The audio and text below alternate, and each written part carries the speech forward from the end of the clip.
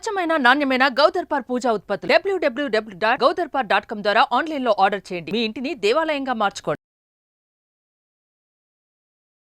నమస్తే జ్యోతి గారు. నమస్తే అండి. జ్యోతి గారు, ఇవాళ రేపు చేసే ఫ్రెండ్షిప్లో అసలు ఫ్రెండ్షిప్పే కాదు.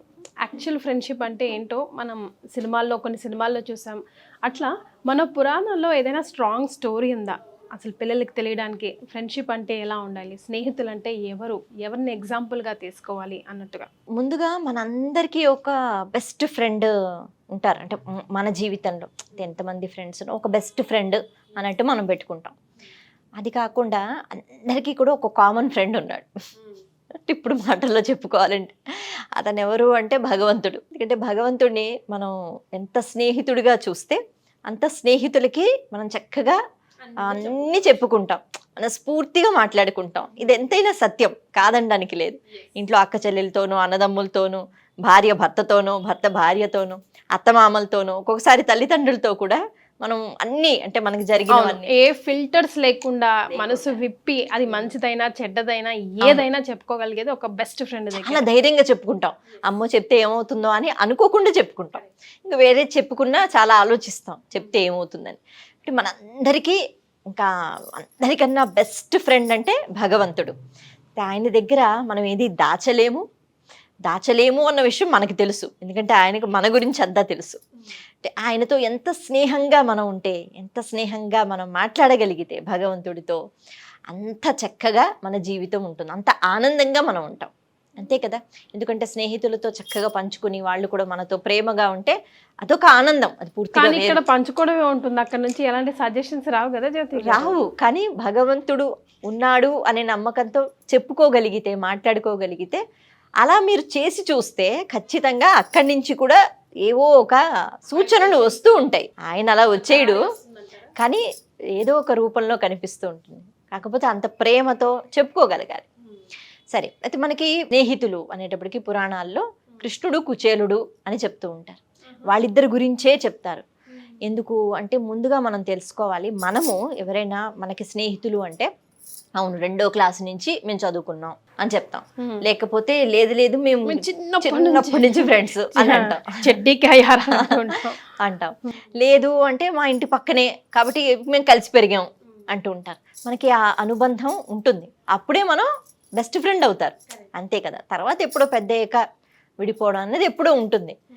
కానీ కృష్ణుడికి కుచేలుడికి అలాగని కాదు, వాళ్ళు ఎంతో కాలం దగ్గర ఉండిపోయారని కాదు. గురువు ఆశ్రమంలో వాళ్ళు స్నేహితులు.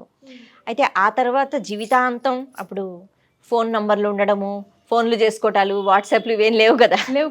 కాబట్టి కుచేలుడు వెళ్ళిపోయాడు, విద్య అయిపోయాక కృష్ణుడు కూడా వెళ్ళిపోయాడు. జీవితాంతం కలిసి ఉన్నారా అంటే లేరు. కానీ ఎంతో స్నేహం ఉండేది. ఎలా అంటే కృష్ణుడికి ఏకంగా ఆయన శ్రీకృష్ణ పరమాత్మ అంటే శ్రీ మహావిష్ణువు స్వరూపం. ఆయనకి ద్వారక ఉండేది, ఆయనే రాజు. ఆయన జీవితం పూర్తిగా వేరు. అయితే కుచేలుడు అంటే చాలా పేదవాడు పాపం. అసలు చేలము అంటే వస్త్రం, కుచేలము అంటే చిరిగిపోయిన వస్త్రాలు ధరించేవాడు కాబట్టి అలాంటి పేరు వచ్చేసిందట. అంటే అంత దారిద్ర్యం అనుభవిస్తూ ఉండేవాడు. కానీ ఎప్పుడూ కూడా అది ఒక లోటు తన జీవితంలో అని అనుకునేవాడు కాదు. ఎప్పుడూ ఆనందంగా ఉంటూ ఉండేవాడు.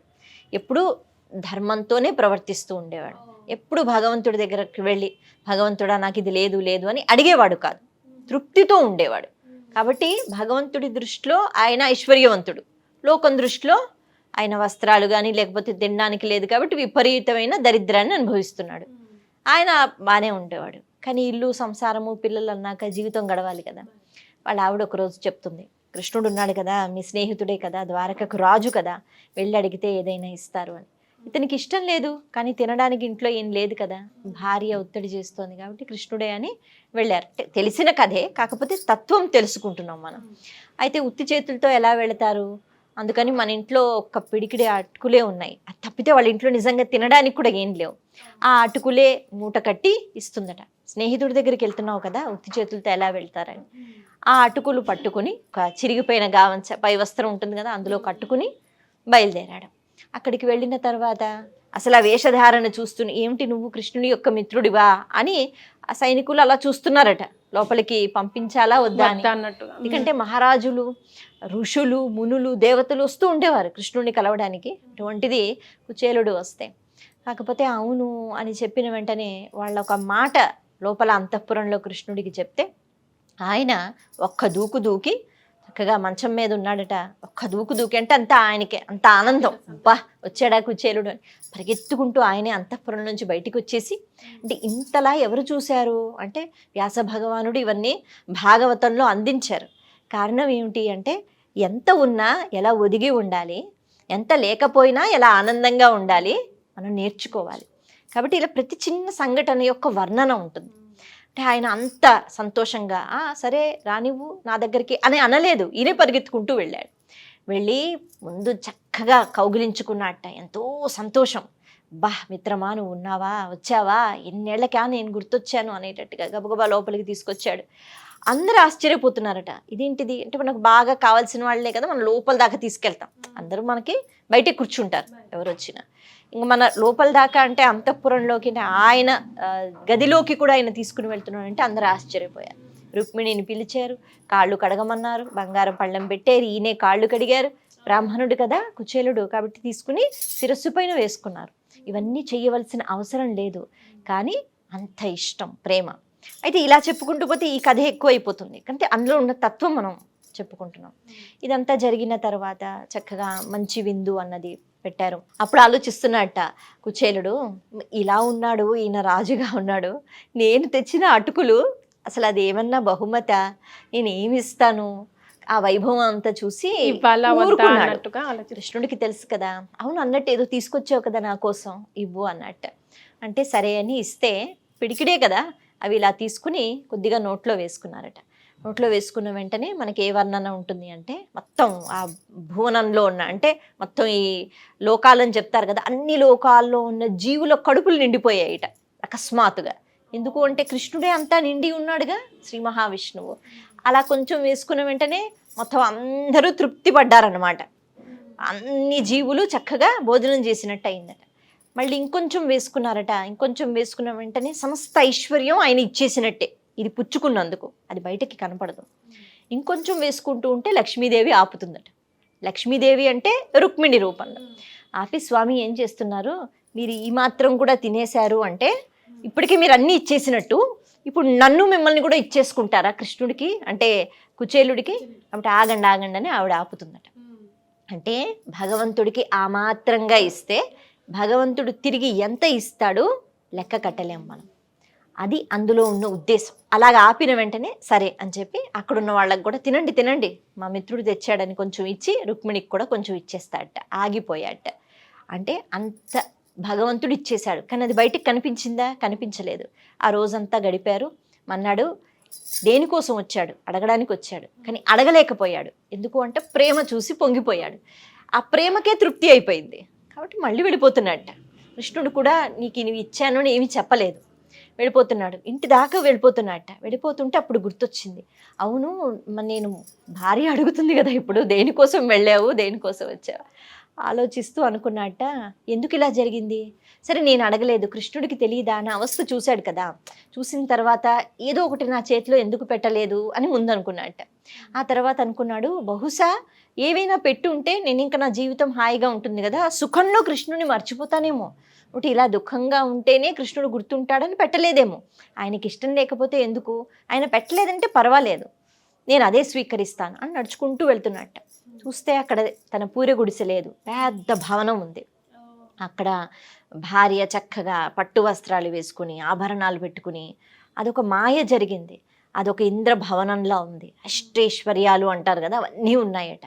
అక్కడ గోవులు లేకపోతే అంటే ఇంకెప్పుడు జీవితంలో తరతరాలు ఎంతమంది తిన్నా తరగని ఆ నిధి, అదంతా చూసి ఆశ్చర్యపోయాడు. అంటే కృష్ణుడు కనిపించేటట్టు ఇచ్చాడా, కనిపించలేదు, కానీ అన్నీ ఇస్తాడు.